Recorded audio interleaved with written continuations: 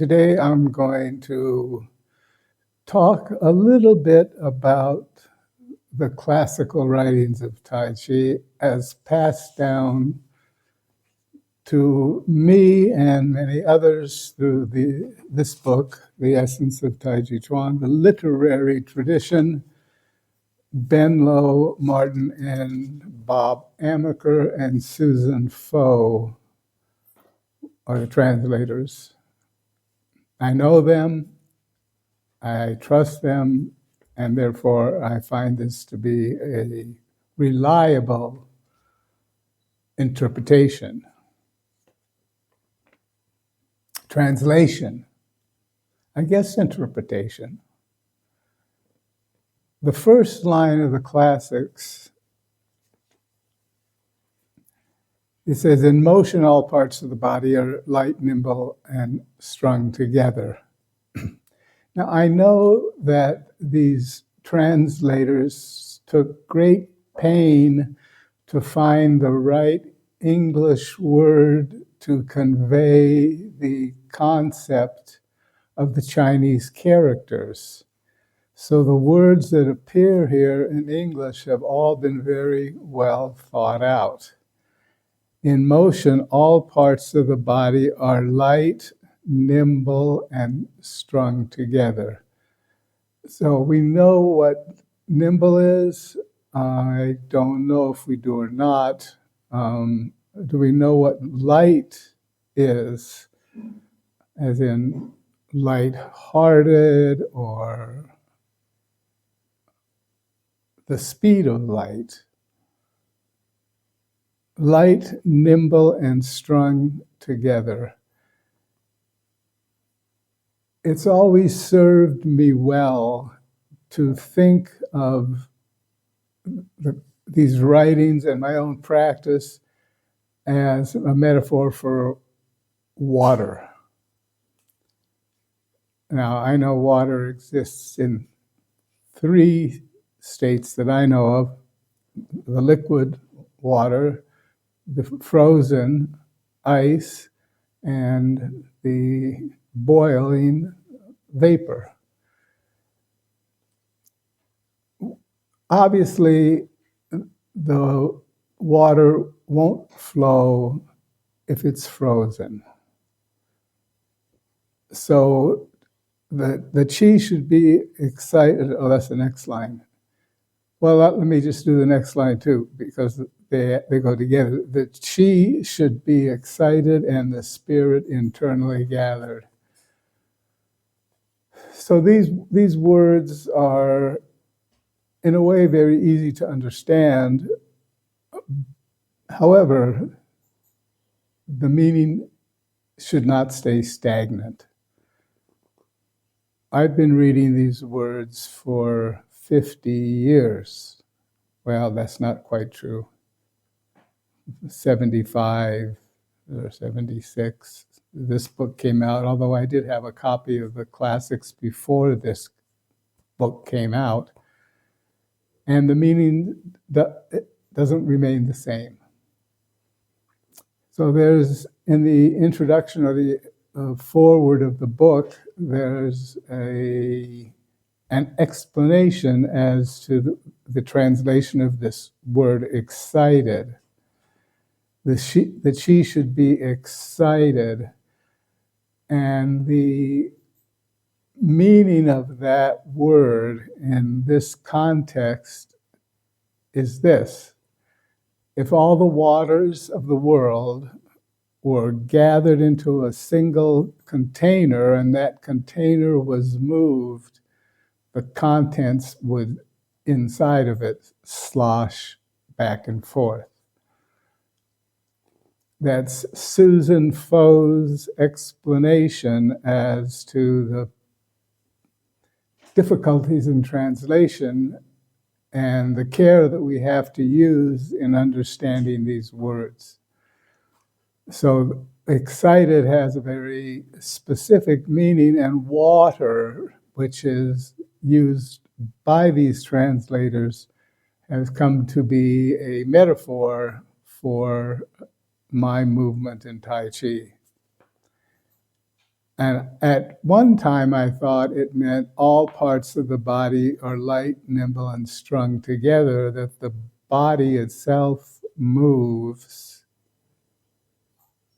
in this way. It means something completely different to me now. The chi is excited and the spirit internally gathered.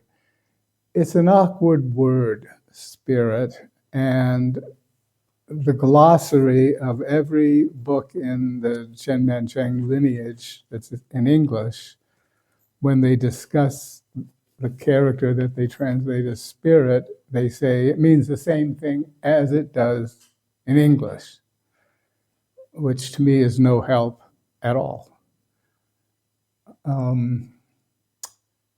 So we'll have to leave that.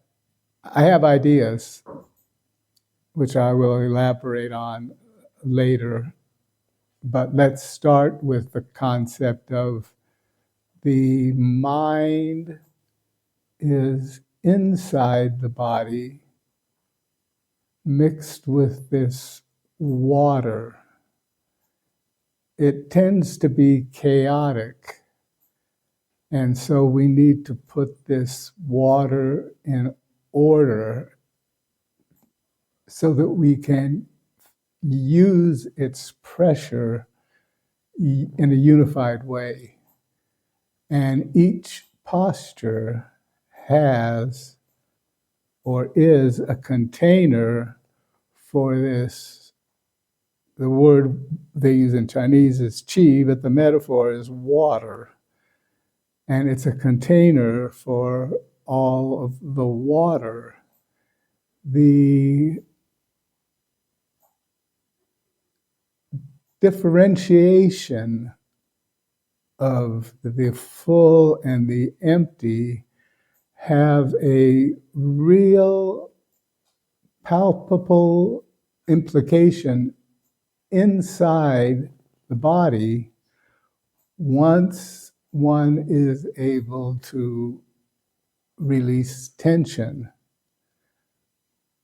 Water won't compete with rocks.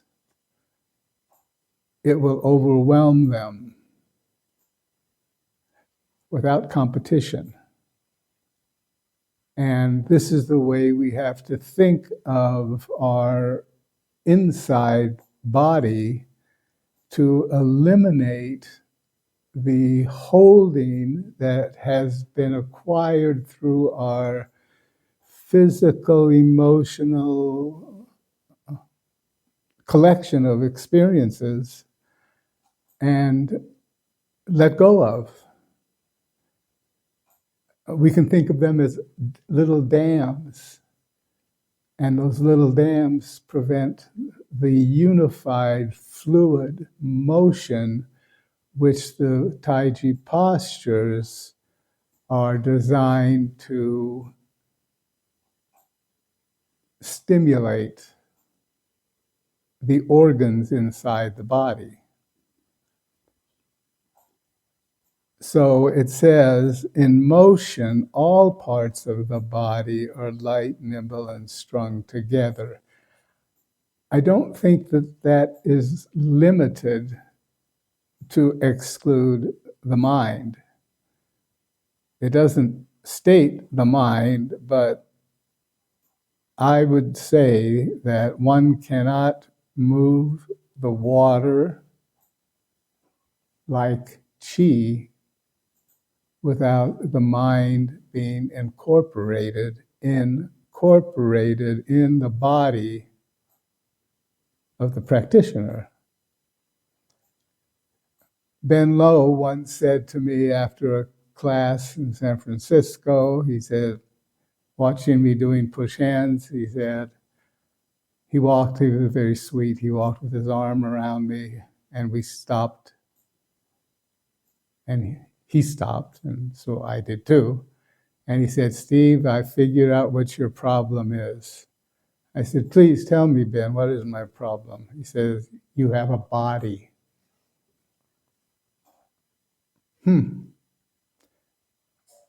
Okay, I didn't know what he meant, but I knew that he was right, and I knew that he didn't waste words, and he wasn't a jokester in that way, or in any way that I knew.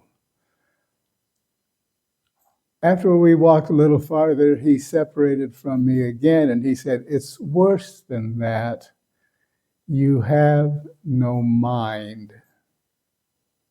And I said, "Thank you, Ben." Class was over and I left. That was probably 30 years ago. I had no idea what he was talking about, but I knew that he was talking about something very important. What I understand now, 30 years after this correction by Ben, is that in order for the body to be infused with the consciousness, one has to be able to loosen it up, but to release the tension that is held in the body automatically without thought. And the releasing of that allows in motion all parts of the body. We have the 9 gates from the wrist and the elbow and the shoulder and the ankle and the knee and the hip and the sacrum, the jade pillow where the head and the neck meet and the top of the head. Those 9 gates have to be open and free flowing so that whatever is at the bottom is felt at the top, so that the entire body has no inhibition internally. It's easy to talk about the energy, but let's just talk about the energy that is created by the postures.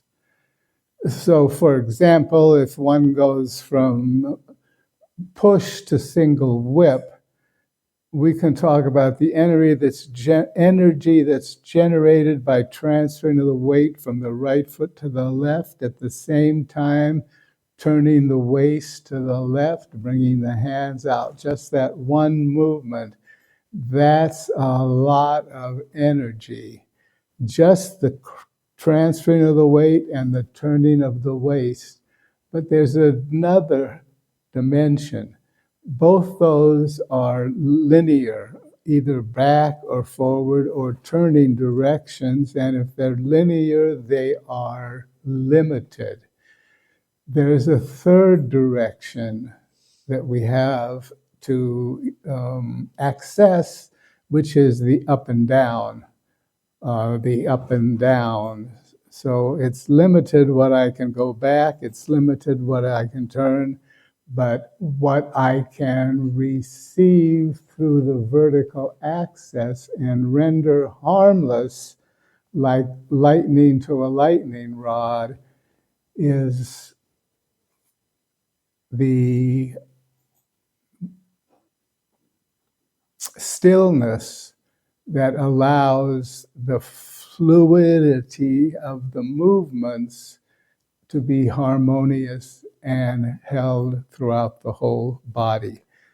That's the first page of the classics. In motion, all parts of the body must be light, nimble, and strung together. The chi, in parentheses, the breath, should be excited, and the spirit, the shen, S-H-E-N, spirit should be internally gathered. Those words I've been reading for, it seems like forever. It's almost 75, let's say it was 1975, and this is 2025, the last day of July. I've been reading these words, of course not daily, but periodically reviewing parts of them. They would come up in my practice, they would come up in my teaching.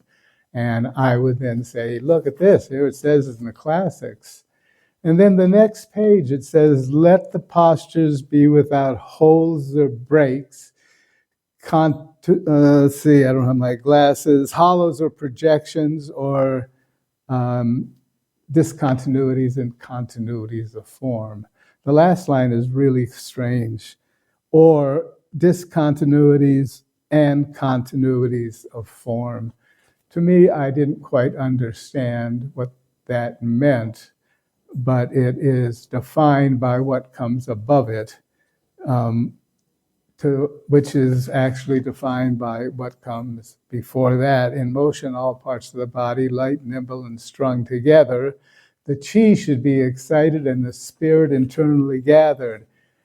So therefore, let the postures be without holes or breaks, hollows or protuberances.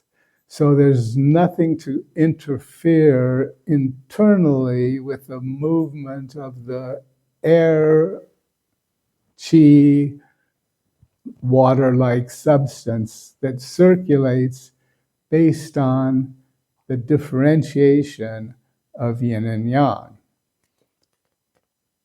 So the idea of continuities and discontinuities should be erased, because the concept of wholeness doesn't have the possibility of continuities and discontinuities.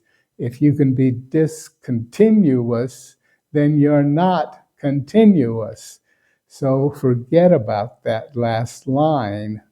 I'm not saying forget about the line of the classics. The classics is saying forget about this concept of continuity and discontinuity of form. And that's the first idea that's expressed in the first words written, the Tai Chi Ching, attributed to Chen Sun Feng.